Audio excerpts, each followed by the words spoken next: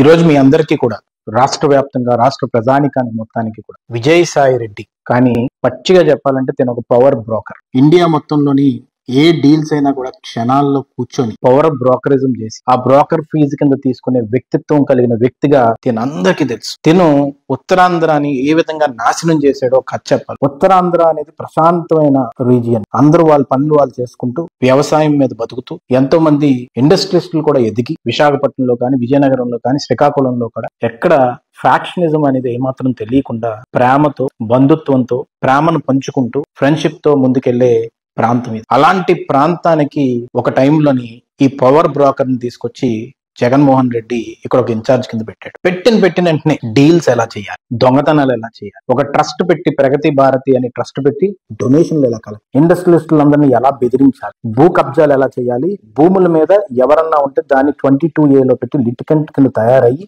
ఆ భూముల్ని ఎలా దోచుకోవాలి, హోటల్స్ ఎవరికన్నా ఉంటే ఎవరికన్నా కానీ పెద్ద హోటల్స్ ఉన్నా కూడా వాళ్ళ దగ్గర నుంచి పర్సంటేజ్లు ఎలా లాక్కోవాలి, పైన స్వామి భక్తి చూపెట్టడానికి బ్రోకరిజం టాలెంట్ చూపెట్టడానికి ఇండియా మొత్తం పవర్ బ్రోకర్ కాబట్టి ఇక్కడ భయభ్రాంతుల కింద సృష్టించడానికి అని చెప్పి ఈ వ్యక్తిని ఇన్ఛార్జ్ కింద పెడితే ఆ విజయసాయి రెడ్డి మొట్టమొదట ఒక మాస్క్ వేసుకుని వచ్చి ఇక్కడికి ఏదో పాదయాత్ర చేస్తున్నట్టు చేసి గెలిచిన వెంటనే వైఎస్ఆర్సీపీ 2019లో ఇక్కడ మొత్తం కబ్జా కోరికింత కబ్జాలు చేయించడం, మొట్టమొదటిసారి ప్రెస్ మీట్లలో బూతులు వాడండి అని చెప్పి ఉత్తరాంధ్ర నాయకులకి చెప్పించిందే స్క్రిప్ట్లు పంపించడం, వాళ్ళ చేత బూతులతో తిట్టించడం. ఈ రోజు ఏంటంటే అందరి లైఫ్ని ముంచి, అందరి నాయకుల లైఫ్ని ముంచి, అందరి ఇండస్ట్రియలిస్టులను కూడా కొంతమందిని బెదిరించి కొంతమందిని ఆ ట్రస్ట్ లో కూడా చేర్చుకొని వాళ్ళ చేత డొనేషన్లు ఇప్పించి, అలాగే ఈ రోజు నిజం బయటకు వచ్చింది. ఎందుకంటే ధర్మంతో నడిచే ప్రభుత్వం వచ్చింది కాబట్టి, ధర్మాన్ని కాపాడే నాయకులు వచ్చారు కాబట్టి, కూటమి ప్రభుత్వం వచ్చింది కాబట్టి, దాంట్లో ప్రతి ఒక్కళ్ళు కూడా ప్రజలకు మంచి చేయాలని ఆలోచించే వ్యక్తిత్వం కలిగిన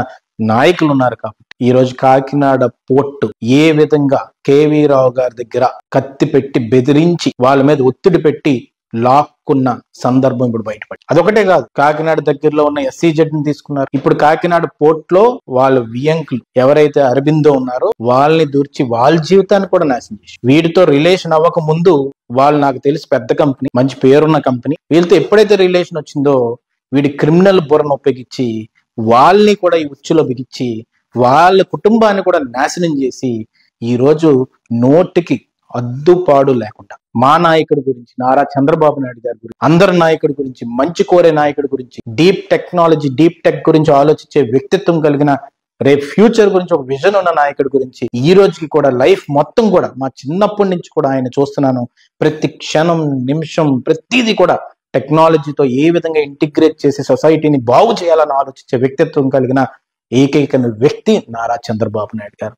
మన పవన్ కళ్యాణ్ గారు మంచి చేయాలని ఏకైక ఉద్దేశంతో అక్కడికి వెళ్ళి స్మగ్లర్స్ ని పట్టుకుని సీజ్ ద షిప్ అని చెప్పి ఒక ట్రెండింగ్ దేశం మొత్తం కూడా ముందుకు తీసుకెళ్లి ఆ స్మగ్లర్లందరినీ కూడా నిగ్గు తేల్చి బయట పెట్టారు. పెట్టిన వెంటనే నారా చంద్రబాబు నాయుడు గారితో డిస్కస్ చేసిన తర్వాత ఇద్దరు కలిసి నిర్ణయం తీసుకొని బీజేపీ కూటమి అందరూ కూడా నిర్ణయం తీసుకొని ఈ రోజు ఆ పోర్ట్ లో అరబిందోని ఏ విధంగా ఇండెక్ట్ చేశారు, ఏ విధంగా బెదిరించి కేవీ రావు గారి పర్సంటేజ్ ని అక్కడికి తీసుకెళ్లే విధంగా ఈ రోజు ఎక్స్పోజ్ అయిపోయేసరికి వీడికి టెన్షన్ పుట్టి ఎదురుదాడు. ఇది నీకు అలవాటు ఎందుకో నేను చెప్తా. నీకు ఒక ఇన్సిడెంట్ గుర్తు చేయాలి. రామతీర్థం ఇన్సిడెంట్ అయినప్పుడు ఉత్తరాంధ్రలో ప్రతి ఒక్కరు కూడా, రాష్ట్ర వ్యాప్తంగా ప్రతి ఒక్కరు కూడా, దేశవ్యాప్తంగా ప్రతి ఒక్కరు కూడా రాముడికి ఈ విధంగా జరిగిందే అని బాధపడితే అక్కడికి నువ్వు వచ్చి అక్కడ అంత గొడవను సృష్టించి రాళ్లు ఏసీలా చేసి మళ్ళీ 307 కేసుని కళా వెంకట్రావు గారి మీద, చంద్రబాబు నాయుడు గారి మీద పెట్టించిన ఇప్పటికీ కూడా గుర్తుంది ఉత్తరాంధ్ర ప్రజానికానికి. నువ్వేమనుకుంటున్నావు అంటే పూర్వం ఏం జరిగినా పర్లేదు మేము మర్చిపోయామేమో అనుకుంటున్నావు. కానీ నేను ఈ రోజు ఒక మాట చెప్పదలుచుకున్నాను. ఒక మనిషి ఇంకో మనిషిని చనిపోవాలని కోరుకోవడం అనేది నీ ప్రెస్ మీట్ లో మాట్లాడుతున్నావే, అది ఉన్నప్పుడు చూద్దాం, లేనప్పుడు చూద్దాం.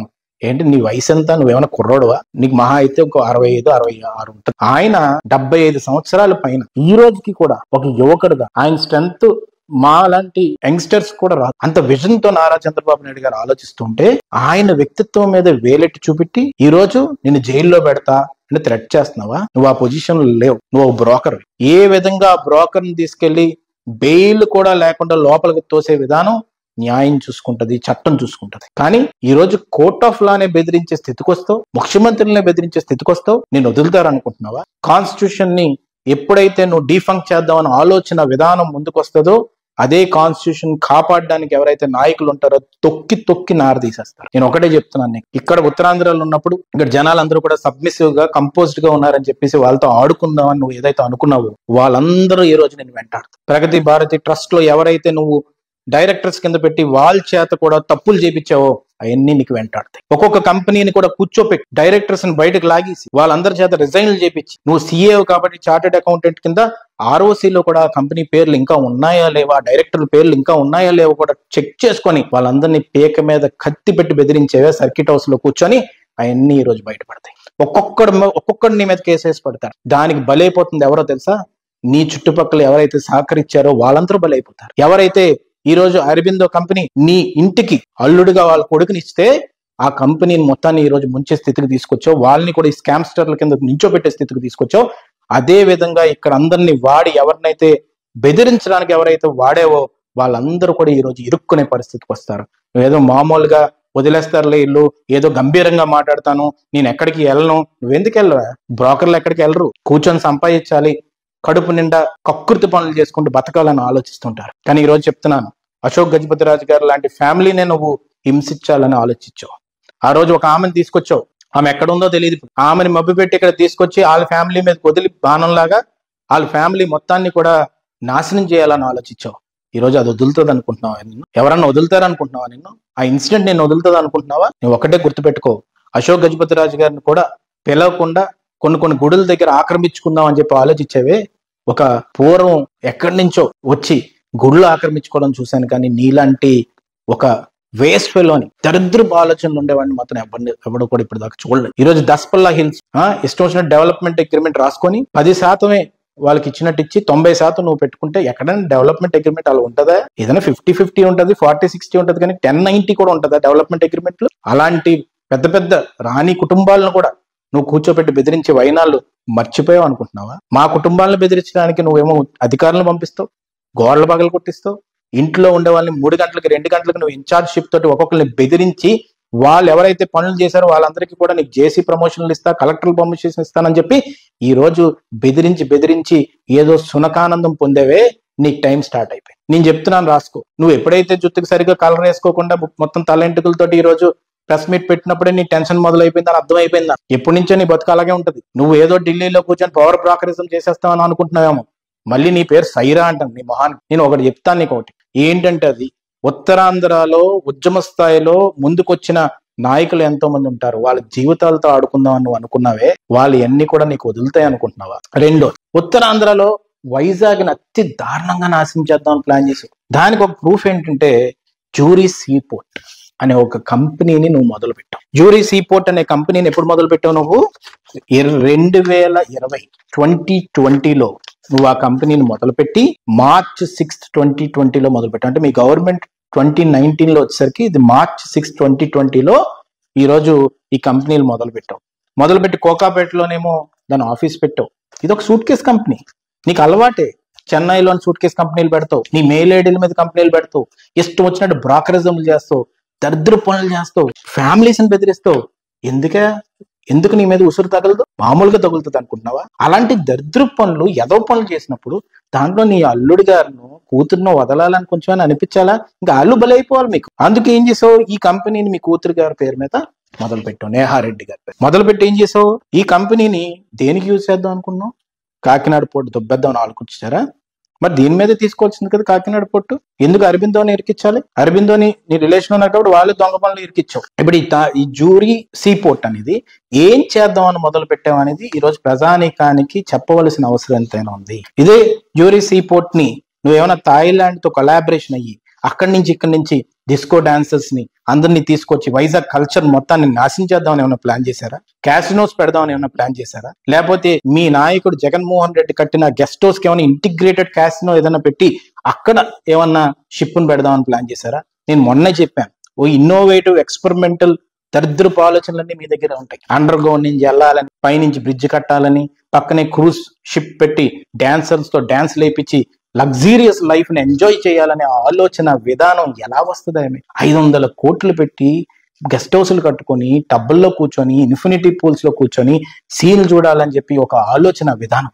ఒక వ్యక్తిది సీ దగ్గర ఒక ల్యాండ్ ఉంటే, గెస్ట్ హౌస్ ఉంటే చూడముచ్చటగా ఉంది ఈ ప్లేస్ అని చెప్పేసి నువ్వు అక్కడ కూర్చొని వాళ్ళు కబ్జా చేసేస్తే ఆ కబ్జాలని ఎవడు ఏం అడగడానికి కూడా ధైర్యం లేకుండా ఉత్తరాంధ్ర ప్రజానికం గిల్ల కొట్టుకున్నారు. ఈ రోజు ఎంక్వైరీ స్టార్ట్ అవుతుంది. 22A ఏమేం ల్యాండ్స్ పెట్టారో తెలుస్తుంది, లిటికేషన్ ల్యాండ్స్ ఏమేమి పెట్టారో తెలుస్తుంది. ఆ రోజు ఇదే బొత్స సత్యనారాయణ గారు, ఇదే ధర్మన్ ప్రసాద్ రావు గారు, ఇదే దాస్ బాబు గారు కానీ ఇలా ఎంతో మంది లీడర్లు ఉన్నారు వైఎస్ఆర్సీపీలో. వాళ్ళు ఎవరు మాట్లాడడానికి లేదు.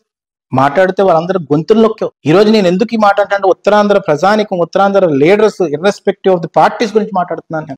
నీ దాటికి, నీ వేడికి, నీ దరిద్రపు ఆలోచనలకి, నీ బ్రోకరిజం ఆలోచనలకి అందరూ బలైపోయారే.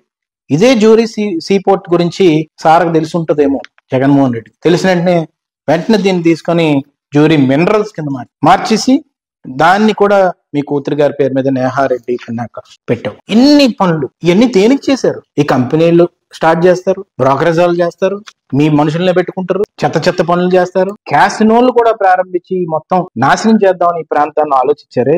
ఈ రోజు చూశారు కదా. ఈ రోజు చంద్రబాబు నాయుడు గారు నిన్న స్టాల్స్ పెట్టి టెక్నాలజీని ప్రమోట్ చేసి నాలెడ్జ్ ఎకానమీ కింద విశాఖపట్నాన్ని తీసుకెళ్లాలని ఆలోచించి ఎన్ని దూరపు ఆలోచనలు, ఫోర్సైట్ ఉండాలి. అలాంటి వ్యక్తి నూరేళ్ల పైన ఉండి ఈ రాష్ట్రాన్ని అన్ని విధాలుగా కూడా మంచి చేయాలనే ఆలోచన ఉండాలి నీకు. ఆలోచన లేకుండా ఏ విధంగా ఏం బతుకే అనేది, అది బతుకేనా అసలు? ఉత్తరాంధ్రకు వచ్చేవో నెల్లూరు నుంచి, ఆ నెల్లూరు వెళ్ళి పోటీ చేసి సచ్చి సావై ఏమాత్రం ఓటు కనీసం డిపాజిట్ లేకుండా పోయి ఈ రోజు వచ్చి మళ్ళీ ప్రెస్ మీట్ ముందు నించొని నేను జైల్లో పెడతావు నువ్వు జైల్లో 2-3 సార్లు లోపల తోసి, నేను చెప్తున్నా, నీకు గుర్తుపెట్టుకో బ్రోకర్, లోపల చూసి తీసిన తీసేస్తాను చెప్తున్నా. అంత దారుణంగా మాట్లాడినప్పుడు ఒళ్ళు అన్ని దగ్గర పెట్టుకోవాలి. బుర్రలోంచి వచ్చిన నోట్లోకి వచ్చిన మాటలు దగ్గర పెట్టుకోవాలి. ఇష్టం వచ్చినట్టు మాట్లాడద్దు. నువ్వు మొన్న ఎలక్షన్స్ ముందు ఏం మాట్లాడినా కూడా కూర్చొని మేము విన్నాము, సహనం అయిపోయింది. మా నాయకుడు చెప్తాడు, మా లోకేష్ గారు చెప్తారు, చంద్రబాబు నాయుడు గారు చెప్తారు, సహనంగా ఉండాలి, డెవలప్మెంట్ ముఖ్యం. అంతేగాని నాయకుడు నష్టాన్నే చూస్తున్నప్పుడు మేము అందరం ఊరుకుంటామని అనుకుంటున్నావేమో నువ్వు అనుకుంటున్నావు. మేము ఎంత పోరాడామో మీకు తెలియదు. ఇంకోటి ఏంటంటే నేను క్లియర్ గా చెప్తుంది, ఇక్కడ work easy space solutions private limited అని ఒకటి పెట్టారు. అది నీ ఈమెయిల్ ఐడి మీద పెడతావు? నిన్ను అడిగేవాళ్ళు లేడన్నా? ICAI చార్టెడ్ అకౌంట్ మనకి డిసిప్లినరీ యాక్షన్ తీసుకోమని ఈరోజు కంప్లైంట్ ఇవ్వాల్సిన అవసరం మీద ఉంది. నెఫ్రాక్ కంప్లైంట్ ఇవ్వాల్సిన అవసరం ఎంతైనా ఉంది. అటు డిసిప్లినరీ కమిటీ ఏదైతే ఢిల్లీలో ఉంటుందో ఈ చార్టెడ్ అకౌంటెంట్ అనే ముసుగు వాడి ఏ విధంగా ఇతని సామ్రాజ్యాన్ని పెంచాడో, ఏ విధంగా ఎంతో మందిని నాశనం చేశాడో, ఎంతో మంది చావులు కారణమయ్యాడో, ఎంతో మంది కుటుంబాలు రోడ్డు మీద పడేయడానికి కారణమయ్యాడో, ఈ విజయసాయి రెడ్డి అనే పవర్ బ్రోకర్ ని అర్జెంట్ గా తీసుకెళ్లి దీన్ని కూర్చోపెట్టి ఎంక్వైరీ చేయవలసిన అవసరం ఎంతైనా ఉంది.